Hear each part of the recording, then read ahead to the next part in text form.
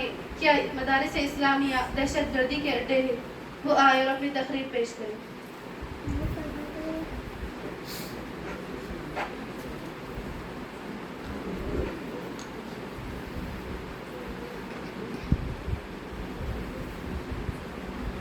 کرام اور میری ہمدینی بہنوں اور ماؤں، سب کو السلام علیکم ورحمۃ اللہ وبرکاتہ۔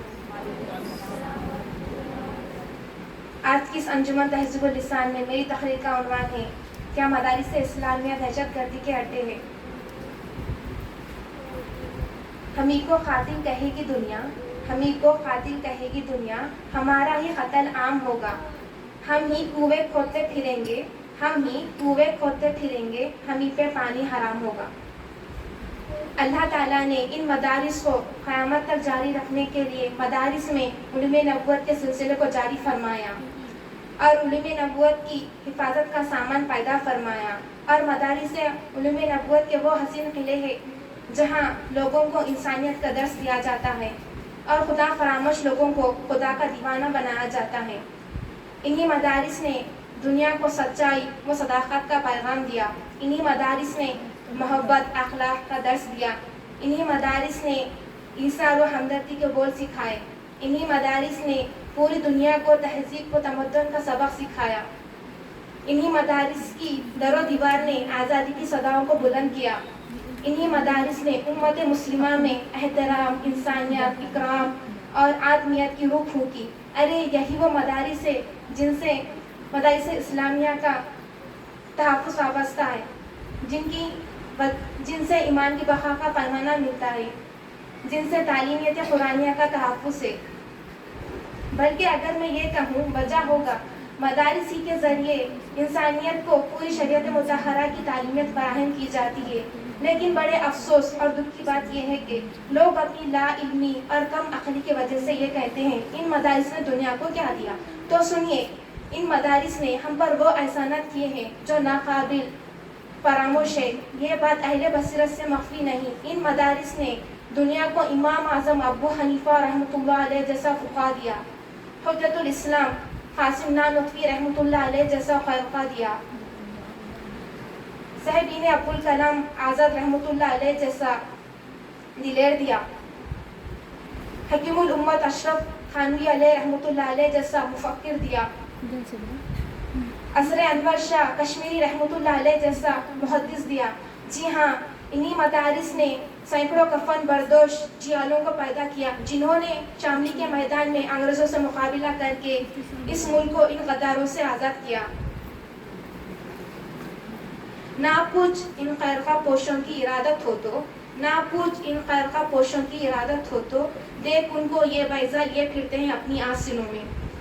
آخر میں کیا بتاؤں اور کہاں کہاں تک بتاؤں، ان مدارس نے دنیا کو کیا دیا؟ یہ تم نے کیسا سوال کیا؟ اگر پوچھنا ہی ہوتا تو یوں ہی پوچھتے ان مدارس نے دنیا کو کیا نہیں دیا، تب ہم یہ کہہ سکتے ان مدارس نے کبھی خود غرضی اور مفاد پرستی کی تعلیم نہیں دی، ان مدارس نے کبھی بے حیائی بے شرمی کا سبق نہیں سکھایا، ان مدارس نے بدکاری اور زناکاری کی تعلیم نہیں دی، ان مدارس نے بغض و عداوت کا پیغام نہیں دیا، ان مدارس نے کبھی دہشت گردی کی خونخواری نہیں سکھائی۔ لیکن ان سب کے باوجود دشمنان اسلام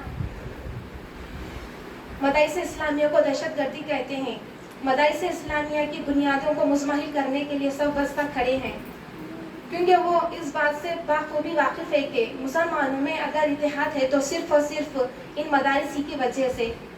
یہی وجہ تھی کہ انگریز کے حکمران نے کہا تھا اگر مسلمانوں کو شکست دینی ہے تو ان کے مدارس کو ختم کیا جائے۔ اگر مسلمانوں میں طاقت اور قوت ہے، اگر مسلمانوں میں جذبہ اور جہاد ہے تو صرف اور صرف ان مدارس اسلامیہ دین کی وجہ سے ہے۔ یاد رکھنا، دہشت گردی کا کوئی مذہب نہیں ہوتا، دہشت گردی کا کوئی مذہب نہیں ہوتا، آتنکوادی کا کوئی دھرم نہیں ہوتا۔ ملت اسلامیہ کے نوجوانوں، آج ان مدارس کو جو نچلی نگاہوں سے دیکھا جا رہا ہے اور ان پر سنگین الزامات لگائے جا رہے ہیں، اس کی وجہ صرف یہ ہے کہ ہم نے ان مدارس سے بے رخی اختیار کر لی اور ہمارے دلوں میں سے ان مدارس کی اہمیت و افادیت ہمارے دلوں سے رخصت ہو گئی۔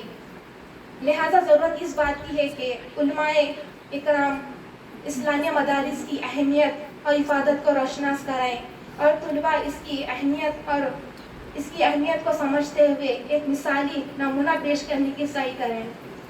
آخر میں ایک شعر کہہ کر جاؤں گی۔